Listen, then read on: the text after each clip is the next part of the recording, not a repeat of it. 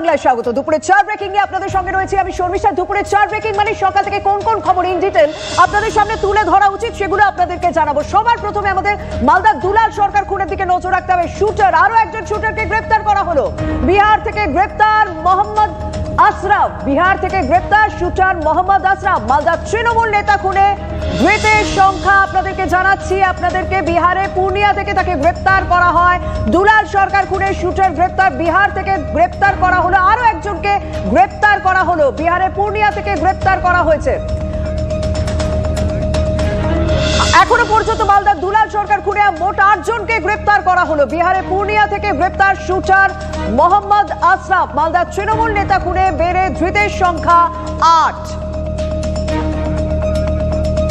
মালদায় দুলাল সরকার খুনের ঘটনা এবং সেই খুনের ঘটনা একের পর এক বেশ কয়েকজনকে গ্রেফতার করা হয়েছে এবং তার ঘনিষ্ঠদেরও গ্রেফতার করা হয়েছে। যারা তৃণমূলের নেতা, স্থানীয় নেতা, তাদেরকেও গ্রেফতার করা হয়েছে। কিন্তু এবার শুটার মোহাম্মদ আশরাফকে গ্রেফতার করা হলো বিহারের পূর্ণিয়া থেকে। বিস্তারিত জানাবেন আমার সহকর্মী সুবোধর সঙ্গে রয়েছে। সুবোধ, এই মোহাম্মদ আশরাফের ভূমিকা এই খুনের সঙ্গে ঠিক কি খবর পাওয়া যাচ্ছে?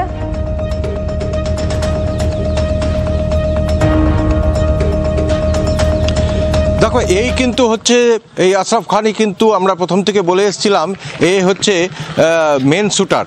যতটুকু পুলিশ সূত্রে আমরা খবর পেয়েছিলাম তাতে এ হচ্ছে মেন শুটার এবং এর সেই দিন, ঘটনার দিন, এ বাইকে অপেক্ষা করছিল এবং বাইক সে চালাচ্ছিল এবং বাইক নিয়ে স্টার্ট দিয়ে সে কিন্তু অপেক্ষা করছিল। ঠিক যে মুহূর্তে দুলাল সরকারের পেছনে ধাওয়া করেছিল দুজন দুষ্কৃতী এবং আমরা সেই সিসিটিভি ফুটেজ যখন দেখাচ্ছিলাম যে সেখানে স্পষ্ট দেখতে পাওয়া যাচ্ছিল যে দুলাল সরকার দৌড়চ্ছে, পেছনে তাড়া করছে দুজন দুষ্কৃতী এবং তারা গুলি ছুটতে ছুটতেই কিন্তু সেই দোকানের ভেতর ঢুকে যায় এবং ভেতরে তার মৃত্যু নিশ্চিত করে তারপরে বেরোয়। এখানেই এর দায়িত্ব ছিল, মানে প্ল্যান এ প্ল্যান বি দুটি প্ল্যান করে ওরা কিন্তু পুরো এই ষড়যন্ত্র বা এই ছকটা সাজায় এবং সেক্ষেত্রে প্ল্যান এ ছিল যে দুজন দুষ্কৃতী তারা যাবে এবং তারা দুলাল সরকারকে ধাওয়া করে গুলি করবে এবং তারা যদি অসমর্থ হয়, তারা যদি ব্যর্থ হয়, তাহলে কিন্তু এই আশরাফ খান তারপরে দ্বিতীয়বার সে বাইক ছেড়ে বেরিয়ে গিয়ে তার মৃত্যু নিশ্চিত করবে এবং তার সঙ্গী সাথীরা যারা ধরা পড়েছে কজন এবং যে দুজন এখনো পর্যন্ত ধরা পড়েনি তারা কিন্তু তার আশেপাশেই ছিল এবং আশেপাশে সেই রাস্তায় নজর রাখছিল তো পুরো এলাকার জুড়ে। ফলে আশরাফ খান কিন্তু একটা বড় শুটার এবং তার বিরুদ্ধে বহু বিভিন্ন খুন, অপহরণ ইত্যাদি বিভিন্ন ধরনের অভিযোগ রয়েছে, মামলা চলছে। তার মানে একটা বিষয় পরিষ্কার যে দুলাল সরকার খুনেও সেই বিহার যোগ, সেই বিহার থেকে শুটার আনা হলো, সেই বিহার থেকে শুটার এনে এরকম ঘটনা ঘটানো হলো। আর যদিও বিহারে পূর্ণিয়া থেকে মোহাম্মদ আশরাফকে গ্রেফতার করা হয়েছে, তার মানে এই খুনের সঙ্গেও বিহার যোগ।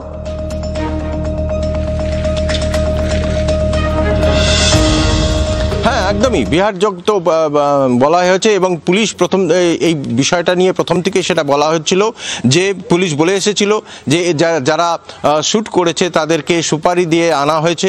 প্রথমে সেই টাকার পরিমাণ এক তৃণমূল নেতা বলেছিলেন 10 লক্ষ টাকা দিয়ে সুপারি হয়েছে। পরে করে পুলিশ জানিয়ে দিয়েছে যে 50 লক্ষ টাকা খরচ করা হয়েছে এবং 50 লক্ষ টাকা সুপারির বিনিময়ে এখানে এদেরকে নিয়ে আসা হয়েছে, বিহার থেকে আনা হয়েছে। বিহার থেকে যে 3 জন আনা হয়েছিল সেই 3 জনে কিন্তু তাহলে আশরাফ খান ধরা পড়ার সাথে সাথে 3 জনই কিন্তু পুলিশের হাতে। এখন 3 জনকে পুলিশ ধরেছে। এর আগে 2 জনকে তারা গ্রেপ্তার করেছিল যে অস্ত্র জোগাড় করেছিল এবং এই অস্ত্র জোগাড় করে সেই মোহাম্মদ গনি তাকেও কিন্তু পুলিশ ধরেছে এবং তারপরেই এই আশরাফ খান যে আরও একজন শুটার, সার্ফ শুটার, তাকেও পুলিশ অবশেষে গ্রেপ্তার করলো এবং মূল চক্রী হিসেবে এখনো যে 2 জনের নাম রয়েছে এখনো পর্যন্ত পুলিশ যেটা জানাচ্ছে সেটা হচ্ছে নরেন্দ্রনাথ তিওয়ারি তৃণমূলের এবং অন্য একজন যাকে সে হেল্প করেছিল, যার মাধ্যমে পুরো এই ষড়যন্ত্র বা রাজীব কুমার তিনি গিয়েছিলেন উত্তরবঙ্গে, তারপর দুলাল সরকারের স্ত্রীর সঙ্গে কথা বলেন। সেই দুলাল সরকারের স্ত্রীর সঙ্গে কথা বলার পরে আমরা কি দেখলাম, বিহারে পূর্ণিয়া থেকে মূল শুটারকে গ্রেফতার করা হলো মোহাম্মদ আশরাফ, যার কথা আমরা প্রথম থেকে বলে আসছিলাম। আর আপনাদেরকে আরো একবার জানিয়ে রাখি যে পরশুদিন সামনের দিন একদিন পরে মমতা বন্দ্যোপাধ্যায় তিনি যাচ্ছেন উত্তরবঙ্গে, মালদায় যাচ্ছেন তিনি। তার বেশ কিছু কর্মসূচি রয়েছে। তার আগেই এই খুনের ঘটনায় একের পর এক কিনারা করলো পুলিশ।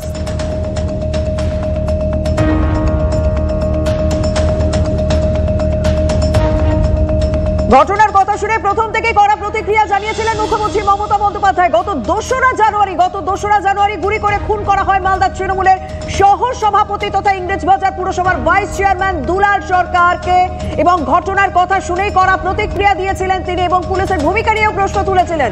কেন দুলাল সরকারের নিরাপত্তা প্রত্যাহার করে নেওয়া হয়েছিল তা নিয়েও প্রশ্ন উঠেছিল। তারপরে ঘটনার পর 7 জনকে গ্রেপ্তার করে পুলিশ। এদিকে বিহারে পূর্ণিয়া থেকে মোহাম্মদ আশরাফকে গ্রেপ্তার করা হয়েছে, যে মূল শুটার আপনাদেরকে প্রথম থেকেই জানিয়ে আসছিলাম, এবং এই দুলাল সরকার খুনেও বিহার যোগ একেবারে সামনাসামনি চলে এলো।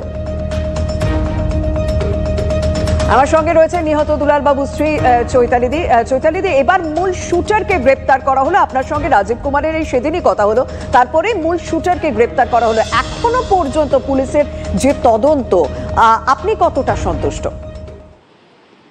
দেখুন, আমার এই মুহূর্তে বলার কিছু নেই। আমি খালি তাকিয়ে রয়েছি আমার দলনেত্রী এবং আমাদের মাননীয় মুখ্যমন্ত্রী এবং পুলিশের ওপরে, যে তারা সঠিক তদন্ত করে যারা অপরাধী তাদেরকে শাস্তি দেওয়ার ব্যবস্থা করবে, শাস্তি কোর্ট দেবে, বাট তারা সেই জায়গাটাতে পৌঁছে দেবেন যারা অপরাধী তাদেরকে খুঁজে বার করে। মুখ্যমন্ত্রী মমতা বন্দ্যোপাধ্যায় যাচ্ছেন আপনার সঙ্গে, মানে আপনি নিশ্চয়ই কথা বলবেন, আপনার কোনো দাবি থাকবে তার কাছে, বা আপনি যাদের দিকে মূলত অভিযোগ করছিলেন, মানে আপনার মনে হচ্ছিল তাদের দিকে কি এই তদন্তের আলো পড়ছে, আপনার কি মনে হয়? দেখুন, আমি তদন্ত পুলিশ করছে, তারা নিশ্চয়ই যাদেরকে ধরেছে তাদের কাছ থেকে জেনে সেইভাবেই তদন্ত হচ্ছে, সেটা তাদের কাজ। আমি তদন্তের বিষয়ে তো বিশেষ একটা বলতে পারবো না, কিন্তু আমি নিশ্চয়ই আমার দলনেত্রী উনি আসবেন, ওনার কাছে আমার যা বক্তব্য, আমার যা মনে হওয়া, আমার যা মানে তাকে বলার কথা, নিশ্চয়ই আমি সেটা বলবো এবং আশা করি উনি সেটা শুনবেন। যেদিন ঘটনাটা ঘটে সেদিনও উনি আমায় ফোন করেছিলেন, কথা বলেছেন, এবং আমার এই বিশ্বাস আছে দীর্ঘদিনের তার সাথে আমাদের যে সম্পর্ক, তার ফলে উনি আমার কথা নিশ্চয়ই শুনবেন। আমার শেষ প্রশ্ন, আপনি বলেছিলেন যে এই ঘটনার পেছনে একটা বড় মাথা জড়িয়ে রয়েছে, আপনারই বক্তব্য, সেক্ষেত্রে মনে হচ্ছে কি এই তদন্তে সেই বড় মাথা আস্তে আস্তে কোথাও সামনে আসবে, প্রকাশ্যে আসবে, আপনার কি মনে হয়? নিশ্চয়ই আমার মনে হয় সেরকম তারা তদন্ত করে নিশ্চয়ই বার করবে, যারা আসল আরো লোকজন আছেন তাদেরকে খুঁজে পেলেই সবকিছু বেরিয়ে আসবে, পরিষ্কার হবে।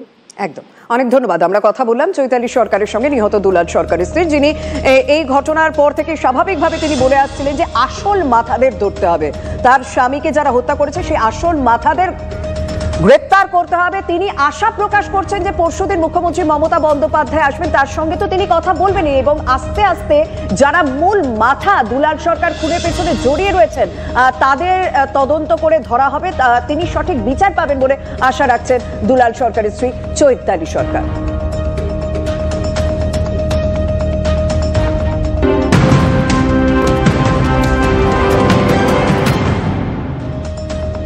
এদিকে গোয়ালপুকুরে পুলিশকে গুলিকাণ্ডের দিকে তো নজর রাখতে হবে, কারণ ধৃত সাজ্জাকের এক সহযোগী, সাজ্জাক তার মৃত্যু হয়েছে এনকাউন্টারে, কিন্তু এক সহযোগীকে গ্রেপ্তার করা হলো পুলিশের জালে। ধৃত শেখ হযরত, শুধু আব্দুলই নয়, সাজ্জাককে পালাতে সাহায্য করেছিল এই হযরতও। হযরত ধরা পড়লেও এখনো অধরা আর এক অভিযুক্ত আব্দুল। বাংলাদেশি নাগরিক আব্দুলের সঙ্গে জেলে পরিচয় হয় সাজ্জাকের। পুলিশ সূত্রে সেই খবরই পাওয়া যাচ্ছে, গতকালই এনকাউন্টারে মারা যায় মূল অভিযুক্ত সাজ্জাক।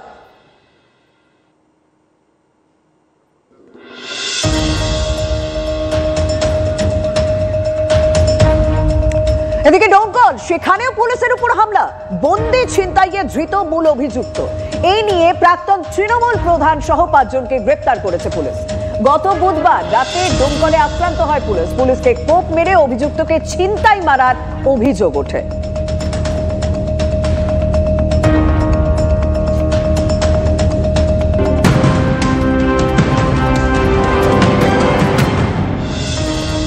পুলিশের উপর গুলি চালানো 3 দিনের মধ্যে এনকাউন্টারে খতম সাজ্জাক। তৃণমূল কর্মী খুনের 1 সপ্তাহের মধ্যে গ্রেপ্তার কালিয়াচকে ত্রাস জাকির, কিন্তু 1 মাসের বেশি অতিক্রান্ত। প্রশ্নটা কোথায় উঠছে?